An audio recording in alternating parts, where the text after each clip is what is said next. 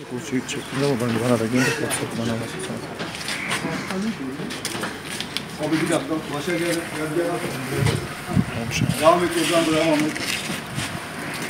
Yavaş.